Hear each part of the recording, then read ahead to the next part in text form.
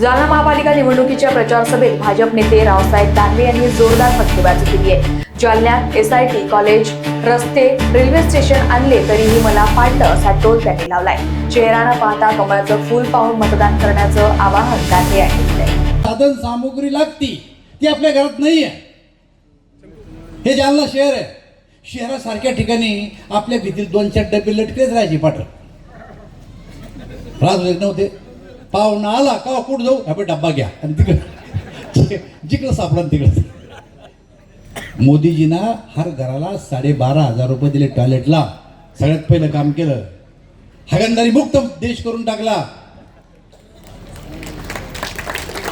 गोष्ट छोटी आहे पण जगाच्या पाठीवर लाद जायचा धंदा होता हा.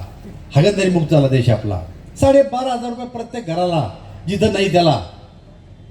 मला सांगितलं गरीब आहे ना, या गरीबाला 5 किलो धान्य राशन मधून मोफत द्यायचं. कोण कोण राशन मधलं धान्य उचलतं बरं? हात करा जरा. राशन मधलं काही लाजू राहिले बरं का? लाजू नका. हे तू उचलत नाही तू कावर हात नाही करत तू. नाही दोन्ही बी हालत कर मग. हे पहा राशन धान्य मिळतं ना.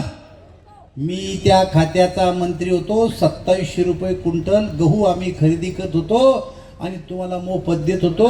मोदीजी बजेटमधून 2 लाख कोटी रुपये गव्हाला देत होते आणि तुम्हाला मोफत देत होते गहू. त्या खात्याचा मी मंत्री होतो. मग 14च्या अगोदर देत होतं का? नाही. 14च्या अगोदर टॉयलेटला पैसे देत होतं का? नाही. केवळ एवढ्यावर नाही थांबले मोदीजी.